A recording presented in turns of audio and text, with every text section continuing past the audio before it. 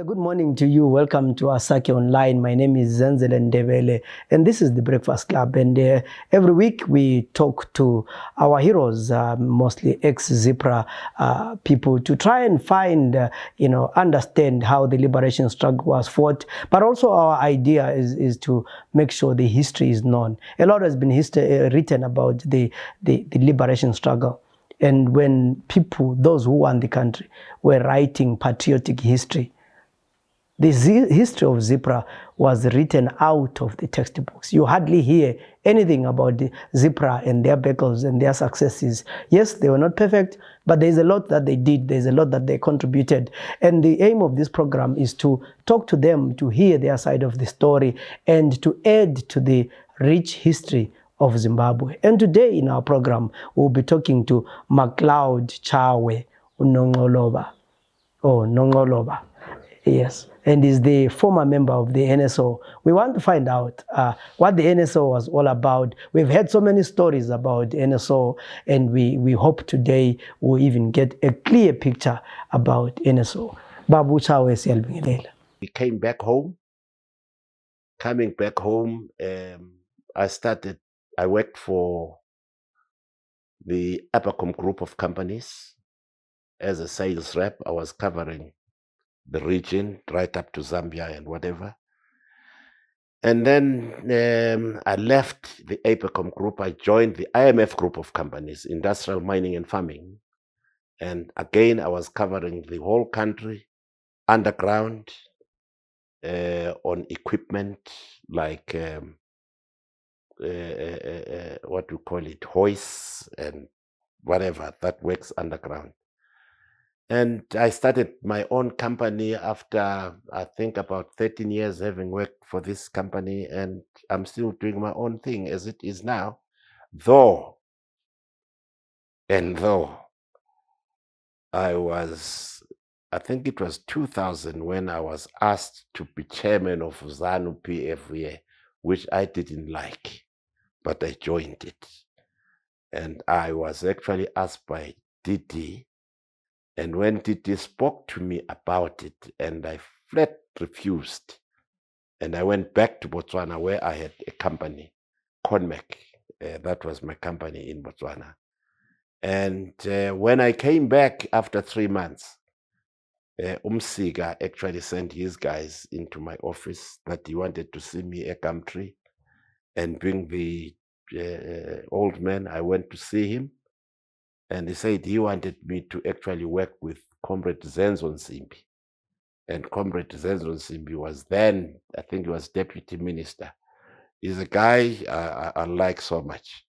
We always laugh about certain things together at times.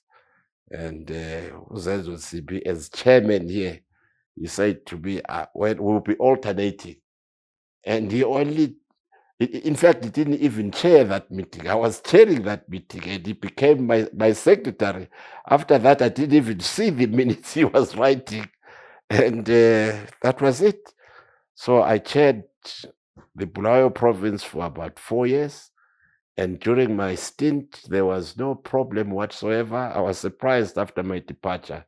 There's been skirmishes, there's been this, there's been that, because of this tribal element which is in this party, and people, when told what to do, they don't listen. So this is why there's problems like that. So that is how I ended up, being ZPRA.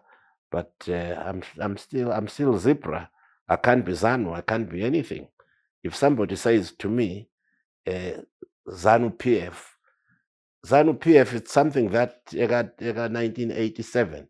I started with Ojivan Masego as early as 60s, Konal. How can I be ZANU-PF today? That was just a unity thing, which, of course, like UTT has always said, that there was actually nothing in that unity thing. I've never seen the document myself. I don't know you as a journalist if you have seen anything meaningful in that thing. Because as it is, what I can see is they are using certain people to actually push their own agenda.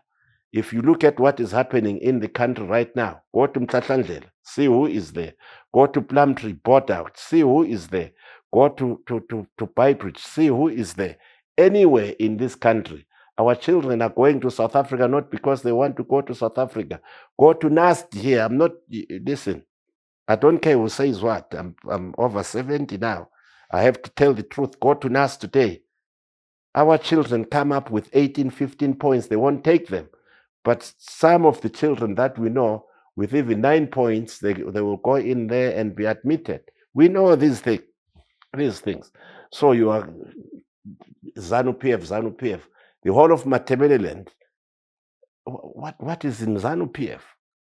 I don't believe in that thing at all. In as far as I am concerned, it's got to be actually renegotiated and make it meaningful. To me, it doesn't mean anything. I am what it is, what I am today. I have nothing. When I fought for this country, the guys that didn't fight for this country like me, they've got big wheels at the back. They're driving Pratos, they're driving that. Do you think I am happy when my ex-ZPRA guys who are actually demobilized, who have retired from the army, they retire with nothing, but their own guys retire with everything? There you are. So I want us to end the interview with your upbringing, your childhood. How did you grow up? Where did you grow up? Yeah. Well, I grew up in the Nkosikazi area. That is where I grew up, and unfortunately, my father or our father died when we were very young.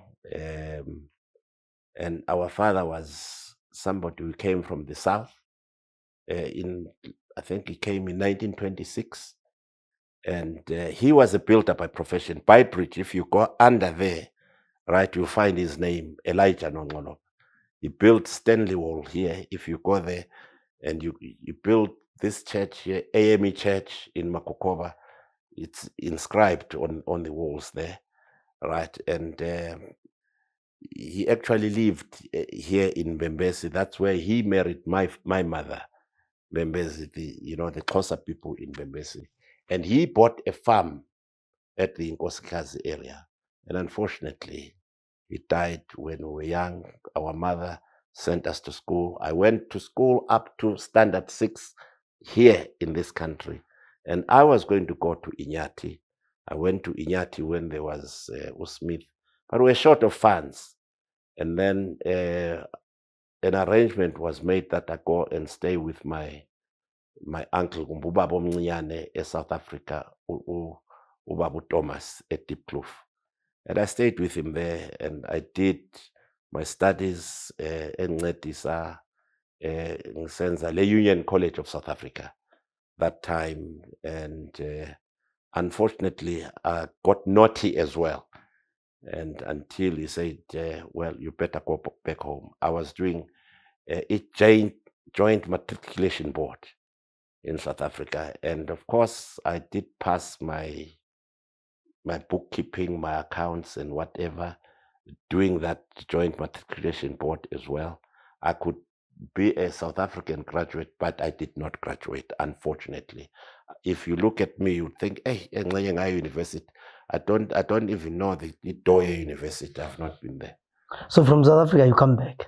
Sorry? So you come back? Yeah, I came back in this country, and I worked for the Edgar's Group, and I was in the clerical department, Wilson Street, working under the director there was Wilson to begin with, and then came Shorts, and Shorts said, no, I want you to go and work in the stores. I worked for Edgar's in Main Street. If you go Fazak, there's a place where it's written Stanley's on the pavement there, on the door. That is where I was. And then I trained within Edgar's in management as well. So I was a relief manager, and I was in 13th Avenue. I went to Gwanda. I came back. I was in Ebekon Street with Bernard Nyandoro, Magaso, and them. And then something happened. You know, once you have this political thing, Achaikiu, There's minor, Umam Gandla, he will tell you, he's here in Munich, he will tell you, she was there, she witnessed that. And that was not the first one, it was the second one. And I got fired by Knight, Neville Knight, who was actually the regional manager at Gas. But anyway, Ushutz, who liked me so much, who had actually hired me, and he got me a job with Eric Davis. And Eric Davis, I was the first African to ever serve Amakiwa here in 5 Street Lapana, opposite Hattersly. There were 4 whites and I was the only black. And what will surprise you, Eric Davis would show me my pay slips. I was earning exactly as these white chaps. I was quite happy with that. But again, we were given, me and Ginger Kuhn, to go and open up Eric Davis in, is it Abercon Street? Yes, Camperdown House, somewhere there. And again, I was called by Umtaga Eric Davis, Michael Davis, to Eric Davis, 5 Street. And what he was calling me to go and do there, to go and clean windows when I am actually one of the top guys. And I said to Michael Davis was actually the director of Eric Davis in Harare. And Barbara Davis, who was very friendly, and we got well together with the father here. She was so mesmerized how this guy would call me to come and clean windows. And I said to Michael, you don't play with me like that. And that time I was a weightlifter. And I said, I'm at tiles now. If you cross these tiles, I am going to drop you. He said, you are too cheeky. I said, just move 1 step forward, I'll drop you. And I was going to drop him. And his father, Eric, came in and said, what's going on here? And I was ready, shaking like that. And he called me in his office and he said, what's the problem? And I told him. And there was a lady who was Mrs. Skeeter, who was an accountant. She came down and narrated the story, how it happened. And Michael Davis was actually sent back to Harare by his father because he didn't play the ball. And I told Uchinja Kun, who was my manager, let's move on. Let's leave this thing. If you have money, let's go and start something else. We started a shop called Terence Kuhn. I was the buyer and salesperson for Terence Kuhn. Terence Kuhn liked his golf, and I was running the show there. I took all the teachers in this country, the railway guys in this country, you can name it, they were coming there. Uchinja Kun bought cars like you don't know, and he was very happy with me. So your life was good? My life, yes, my life was good, but I had a problem one day. The problem was I was heavily involved in politics in this country. And little did I know, UDD, through his brother here, he's in England now, Usipo, Usipo. I think that is what I suspect. 4 guys, approached me for, Impatla jeans for urban operation. We called them terrorists that day. I was shaking like that. What's going on here? And little did I know these guys were being followed by the CIDs. There was a guy in the CID, he was an English guy, and Usparawami was married to my sister, Oga Mamo Mnyanyi, Unani, Umoyo. After giving these guys all these clothes, he came home, and said, if you have any means now, Uswain, a white guy. This Swain, he was a very friendly British guy. And he said to me, get out of here as fast as you can. You'll be arrested because of ABCD. That is how I left this country and went away. So then you went and joined the liberation struggle? I went and joined the liberation struggle. When I got there, for your own information, as I say, Utiti doesn't talk. I got to Nampundu, I think for a month or so. They wanted some drivers in Lusaka. And I said, driving? What am I going to be doing with driving now? And they said to me, Unleya, Unkomen, very nice old man. He's no more now. And he said, no. Hamba eLusaka. And Unkomeni got me in his car. Were two of us. And he was asking me questions. He said, do you know Utabeng? I said, no, I don't know him. Said, oh, you don't know him. How come you're so interested? How does he know you? Well, I don't know. But already I knew about Utabengwa. You know, oh my God. I think now, but scout, like what was happening. I was sweating, I was young in, that's the end of me. When I got to Lusaka, I was called in an office, which was behind somewhere, the main offices, where there was John Gomo and others. And I went in there, and Dabenga came in with Uswazi. Now, I was going through an interview. The big guns. They were asking me all sorts of things, this and that and whatever. And then at the end, Utabenga said, you are going to drive me. Drive you? Well. In 2 hours, he took me around Lusaka himself. And I was driving him. And at the end of the day, he said, right, you'll be driving me. And I was taken for some security drilling in a private place in Lusaka to look at some of the things that happen within the party. When I went to training in the Soviet Union, I already was in this thing.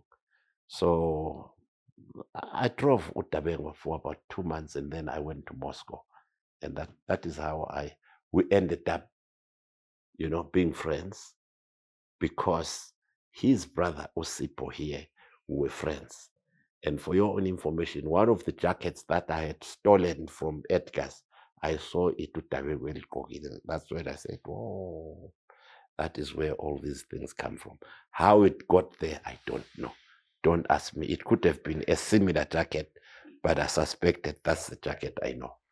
So let's end with your role now with the Xhosa community. What is your role now as a community leader? At the moment, I'm really not involved in politics. I'm just seated there. I'm actually into some traditional issues with my people in South Africa. For your own information, if you come home, you'll find a big knighthood there. It's written Solengwe, which means the eye of the leopard in this country. I'm actually working with the king in South Africa, the Xhosa king in South Africa. I'm actually in that lineage, right? In the council of the advisors and whatever. Like as it is now, there's this and that. Well, we talk about these things from time to time.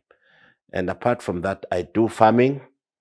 The farming that I am doing is the cattle farming. I've got quite a number. I've got a few goats. I've got a few sheep. Of course, you always have donkeys. I've got donkeys. And that's what I do, really. In Omo, I can tell you the number. I used to have close to 200, but because of the heart problem that I had, we sold quite a few. I went to India, Hyderabad, where I got operated. Ngaphenduka ngabuya ekhaya. Starting all over again wasn't easy, but I'm back now on 120, which is not too bad. And donkey. Some people say these things finish grass. I have 10 of those donkeys. I like them because we grew up, on, horsebacks. I'm a donkey. We call them horses, and that's it. That's what I'm doing now. And of course, I cannot say I don't involve myself within the ZAPU people. I am ZAPU, I am ZPRA, I can never be anything, but I am what I am because of that party. If anybody, thinks ZAPU is going to die, it is going to die, yes, but I can't be anything at this age now. I am ZAPU. If anybody asks me this and that, I tell them what to do and what not to do. That's what it is. On that note, we would like to thank you very much. I think we have a better understanding of the NSO. You have quite a unique way of how you joined the liberation struggle, but you have contributed a lot on a personal level, and we really want to thank you for your time.